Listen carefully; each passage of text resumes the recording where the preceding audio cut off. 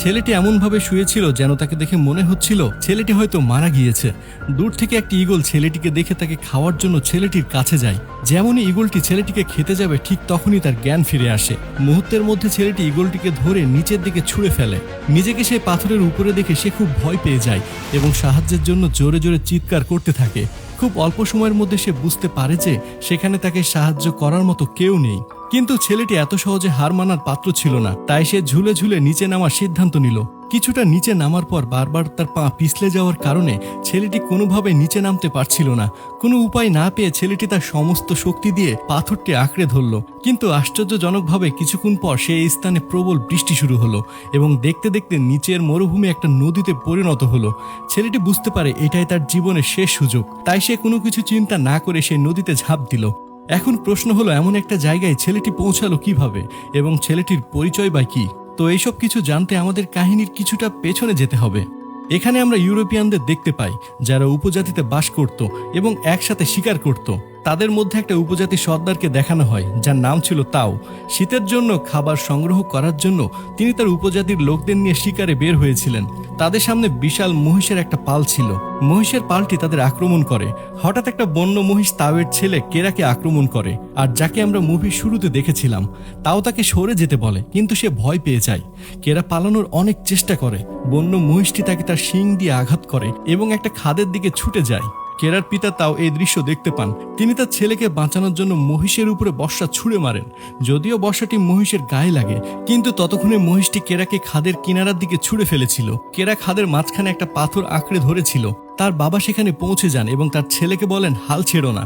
কিন্তু হঠাৎ পাথরটি ভেঙে যায় আর কেরা নিচে পড়ে গিয়ে পাথরের মাঝখানে তৈরি একটি সরু পথে গিয়ে আটকে যায়। কেরার বাবা তাকে বাঁচানোর জন্য নিচে যেতে চান, কিন্তু তার উপজাতির লোকেরা তাকে বাধা দেয়। তারা বলে সেখানে যাওয়ার কোনো পথ নেই, তোমার ছেলে এখন এই দুনিয়াতে নেই। আমরা তোমাকে হারাতে চাই না, তুমি আমাদের উপজাতির সর্দার, তোমার দায়িত্ব আমাদের সকলকে রক্ষা করা এবং আমাদের সকলকে বাড়ি ফিরিয়ে নেওয়া। তাওকে তাদের কথা মানতে হয়, কিন্তু তিনি সারাদিন সারা রাত শিলার কিনারায় বসে তার ছেলেকে ডাকতে থাকেন। পরের দিন সকালে যখন তার ছেলে ফিরে আসে না, তাও এবং তার সহযোগী কেরার স্মরণে একটা ছোট পাথরের স্মৃতিস্তম্ভ তৈরি করে এবং তাদের শিকার নিয়ে নিজ উপজাতিতে ফিরে যায়।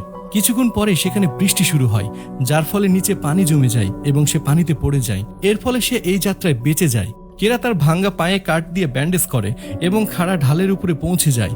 সেখানে সে দেখে তার নামে একটা স্মৃতিস্তম্ভ তৈরি করা হয়েছে।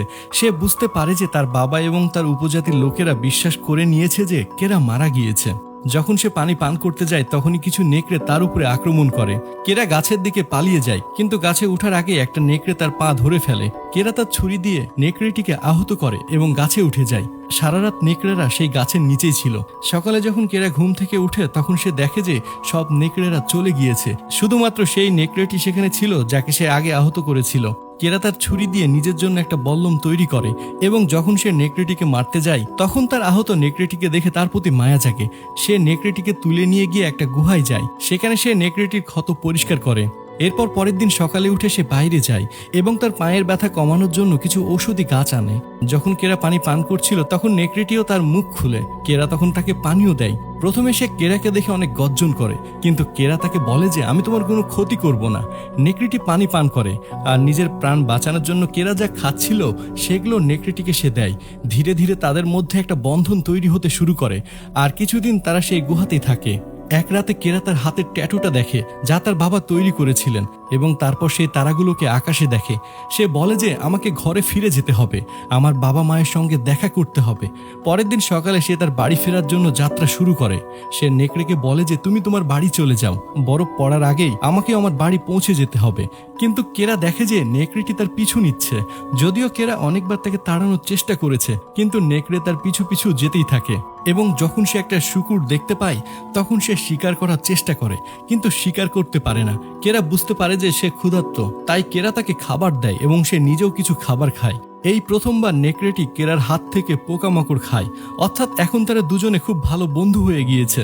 এরপরে নেকড়েটি একটা ছোট্ট প্রাণী শিকার করে এবং তারা একসঙ্গে সেটি খায় এবং রাতে একসঙ্গে ঘুমিয়ে পড়ে। পরের দিন সকালে নেকড়েটি কেরার মুখ চেটে তাকে জাগানোর চেষ্টা করে। কেরা বলে যে তোমার গা থেকে অনেক দুর্গন্ধ বের হচ্ছে এবং সে তাকে জোর করে নদীতে ফেলে দেয়। তারা দুজনে নদীতে গোসল করে আর সেখানে নেকড়েটি তাদের খাওয়ার জন্য একটা মাছ ধরে এবং এরপর কেরা তার ঘরের দিকে যাত্রা করতে শুরু করে। এরপর তারা দুজনে একসঙ্গে শিকার করে। কেরা তার নাম রাখে আলফা। এক রাতে তারা যখন আগুন জ্বালিয়ে বসেছিল তখনই সেখানে কিছু অন্য নেকড়ে আসে। আলফা তাদের কাছে যায়। আসলে ওরা ছিল আলফার পরিবার। কেরা বুঝতে পারে, সে আলফাকে বলে যে তোমার পরিবারের সঙ্গে যাওয়া উচিত। আলফা তার পরিবারের সঙ্গে চলে যায় এবং পরের দিন সকালে কেরা তার যাত্রা আবার শুরু করে। এখন বরফ পড়তে শুরু করেছে, অর্থাৎ খুব ঠান্ডা। কেরা ক্রমাগত তার পথে এগিয়ে যাচ্ছিল। তখনই সে দেখে যে কিছু নেকড়ে একটা মৃত শিকার খাচ্ছে, যাদের মধ্যে আলফাও ছিল। কেরা তাকে চিনতে পারে, সে আলফার দিকে দৌড়ায়, কিন্তু তখনই বরফ ভেঙে যায় এবং সে জমে থাকা পানির মধ্যে পড়ে যায়। আসলে এটি একটি বরফে ঢাকা জলাশয় ছিল। আলফা এটা দেখে তার দিকে দৌড়ে যায়। আলফা উপর থেকে লাফ দিয়ে বরফ ভাঙার চেষ্টা করে, কিন্তু বরফের তলা খুব শক্ত ছিল, তাই সে ভাঙতে পারে না। কেরার কাছে যে ছুরিটা ছিল সেটা দিয়ে সে বরফ ভাঙে এবং উপরে উঠে আসে, এবং এখন তারা আবার দুজন একসঙ্গে মিলিত হয়েছে। কেরা নিজেকে ঠান্ডা থেকে বাঁচানোর জন্য তার কাপড় খুলে আগুন জ্বালায়। রাতে তারা দুজন একসঙ্গেই ঘুমায়। পরের দিন সকালে যখন কেরা তার যাত্রা শুরু করে তখনই সে একজন মানুষকে দেখে, যাকে দেখে সে অনেক খুশি হয়ে যায়। কিন্তু যখন সে তার কাছে যায় তখন সে দেখে যে লোকটি ঠান্ডায় মারা গিয়েছে। কেরা তার বন্দুক এবং তীর নিয়ে সামনে এগিয়ে যায়। তখনই তাদের উপরে হায়নারা আক্রমণ করে। তারা দুজনেই তাদের জীবন বাঁচাতে একটা গুহায় আশ্রয় নেয়, কিন্তু সেই গুহায় ছিল একটা সিংহ, যে কেরার উপরে ঝাঁপিয়ে পড়ে। কিন্তু কেরার কাছে পৌঁছানোর আগে আলফা তাকে আক্রমণ করে। আলফা এবং সিংহ যখন লড়াই করছিল তখন কেরা তার ধনুক তীর দিয়ে সেই সিংহটিকে মেরে ফেলে। এরপর কেরা আলফার ক্ষত স্থানে ওষুধ লাগায় এবং বলে যে আমি তোমাকে সারা জীবন আমার সঙ্গে রাখবো। এর পরের দিন সকালে তারা আবার তাদের সামনের যাত্রা শুরু করে, যেখানে তারা অনেক ঠান্ডার মুখোমুখি হয় এবং শেষ পর্যন্ত সে একটা স্মৃতিস্তম্ভে পৌঁছে যায়, যা তাদের পূর্বপুরুষদের স্মরণে তৈরি করা হয়েছিল, যেখানে কেরা এই যাত্রার শুরুতে তার পরিবারের সঙ্গে এসেছিল। এটা দেখে সে খুব খুশি হয়ে যায়, কারণ তার পথ একদম সঠিক ছিল এবং তার বাড়ি খুব একটা বেশি দূরে নয়। তারা বরফ ঠান্ডায় ক্রমাগত এগিয়ে যেতে থাকে, কিন্তু এখানে আলফা আহত হওয়ার কারণে সেখানেই পড়ে যায়। কেরা তাকে তার কোলে তুলে নেয় এবং ক্রমাগত এগিয়ে যেতে শুরু করে। কয়েক ঘন্টা ভ্রমণের পর সে তার পরিবারকে দেখতে পায় এবং আলফাকে নিয়ে সে তাদের কাছে পৌঁছে যায়। যখনই সবাই তার কোলে আলফাকে দেখে তখন তারা অবাক হয়, কারণ এই প্রথম কোনো মানুষ একটা জীবন্ত নেকড়েকে তাদের পরিবারের কাছে নিয়ে এসেছে। কেরা তার বাবাকে বলে যে আলফাকে বাঁচান, এবং তারপরে সে অজ্ঞান হয়ে যায়। যখন কেরার জ্ঞান ফিরে আসে তখন সে তার ঘরের ভেতরে থাকে। আলফাও তার কাছে আহত অবস্থায় শুয়েছিল। তখনই সেখানে একজন মহিলা আলফার একটি ছোট্ট বাচ্চাকে তুলে নেয় এবং বলে যে আমাদের পরিবারে তোমাকে স্বাগত। আসলে কেরা জানতো না যে আলফা গর্ভবতী ছিল, আলফার বাচ্চা হয়েছে। কয়েকদিন পর তারা দুজনেই সুস্থ হয়ে যায়। তারা একসাথে বসে থাকে, সেখানে আলফার বাচ্চারাও থাকে।